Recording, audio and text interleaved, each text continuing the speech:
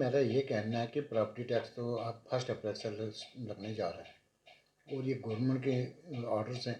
Government के ऑर्डरों को हमने इम्प्लीमेंट करना है। उसमें यह है कि हमारे एक्ट में लिखा है, वो उसमें एक्ट में ये म्यूनसिपल एक्ट में ये मेंशन किया गया है कि ये जो है डीम टू बी इम्प्लीमेंट है।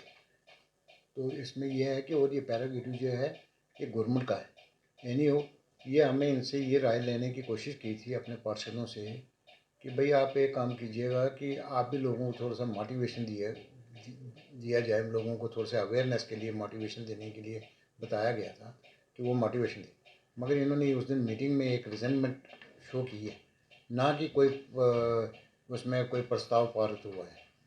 तो बाकी बहुत नॉमिनल सा टैक्स है 1000 स्क्वायर पर। मैं तो लोगों को यही कहना चाहता हूँ, मेरी एक हैंड फोल्डेड रिक्वेस्ट है लोगों से, पूरी जनता से, कठुआ की जनता से, कि बहुत नॉमिनल से टैक्स हैं और ये इसकी इसमें देने में कोई हिचकिचाहट नहीं होनी चाहिए।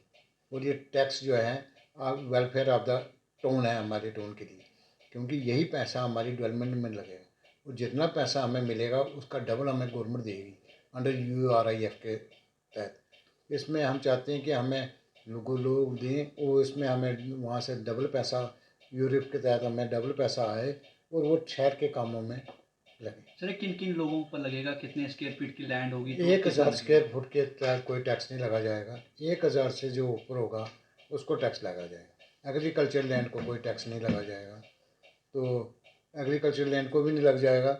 और ये बहुत नॉमिनल से, जैसे मैं आपको बताता हूँ कि 1000 से 1500 स्क्वायर फुट में टैक्स जो लग रहा है 155 रुपये से 235 रुपये तक लगने जा रहा है। पर ईयर का होगा या पर मंथ का? पर ईयर का टैक्स होगा, मगर ये आप टैक्स जो है 2 इंस्टॉलमेंट में भी दे सकते हो। 2 इंस्टॉलमेंट्स में, एक आप अप्रैल में दीजिए, एक आप नवंबर में दीजिए। अगर आपको 400 टैक्स लग रहा है बाय द वे, तो 200 रुपया आप नवंबर में दे सकते हो, वन टाइम में भी दे सकते हो। तो ये टैक्स, तो इससे लोगों की वेलफेयर है। लोग, यही हमारा पैसा जो होगा कहीं बाहर पैसा जाने वाला नहीं है। ये टैक्स जो होगा यहीं हमारे शहर में, ये पैसा हमारे पास ही रहेगा, ना कि गवर्नमेंट के पास वहाँ चला जाएगा, हमारे शहर में ही रहेगा, हमारे पास ही रहेगा। और हमारी जो यहाँ की डेवलपमेंट्स हैं, जैसे हमारा लाइट है, कोई लाइटनिंग का काम है, कोई अपना कोई गली नालियाँ वगैरह, लेन ड्रेन्स का काम है, कोई पार्क का है, कोई सैनिटेशन के मतलब कोई रिलेटेड कोई इशू आते हैं, उनमें ये खर्चा किया जाए। सर कोई टैक्स देने से मना करता है या कोई टैक्स नहीं देता तो उस पर जो है क्या कार्रवाई की जाएगी?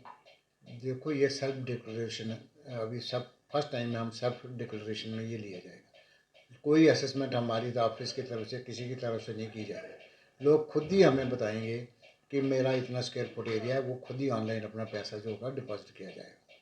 अगर उसमें उनको कोई प्रॉब्लम आती है, हमारा यहाँ हेल्पलाइन डेस्क बना हुआ है, वो हमसे कैलकुलेशन यहाँ से ले सकते हैं और हमें पूछ सकते हैं कि हमारा 2000 स्क्वायर फुट है, 1500 है, 1600 है या 1100 है, हमें कितना टैक्स देना पड़ेगा, वो हमारे से यहाँ से फीडबैक ले सकते हैं। आप अपनी तरफ से क्या मैसेज दें लोगों को? मैं लोगों को यही अवेयर करना चाहता हूँ कि लोग जो हैं, इस लोगों को गुमराह नहीं होना चाहिए और लोगों की एक दूसरे की बातें सुनने में कम ध्यान रखना चाहिए। इसमें है कि ये टैक्स के भरपाई जो है करनी चाहिए। सर जो पार्षद जिन्होंने प्रस्ताव दे दिया कि हम नहीं लगने देंगे, उनको क्या कहना चाहेंगे अपनी तरफ से? पार्षदों को जब नेक्स्ट मीटिंग होगी उनको हम समझाएंगे। कुछ पार्षद तो पहले दफ़ा भी मैंने पार्षद की एक बैठक ली थी, मैं भी उस पर पार्षद में बैठा हुआ था। कुछ पार्षद हमारे कुछ एग्री भी हुए थे, उसके बाद में न जाने कैसे ये इनका एक मत बन गई कि इन्होंने ऐसा ये कर दिया। मगर जब नेक्स्ट टाइम बैठेंगे, पार्षद भी समझदार लोग हैं, क्योंकि ये इलेक्टेड मेंबर्स हैं, रिप्रेजेंटेटिव, इलेक्टेड रिप्रेजेंटेटिव हैं।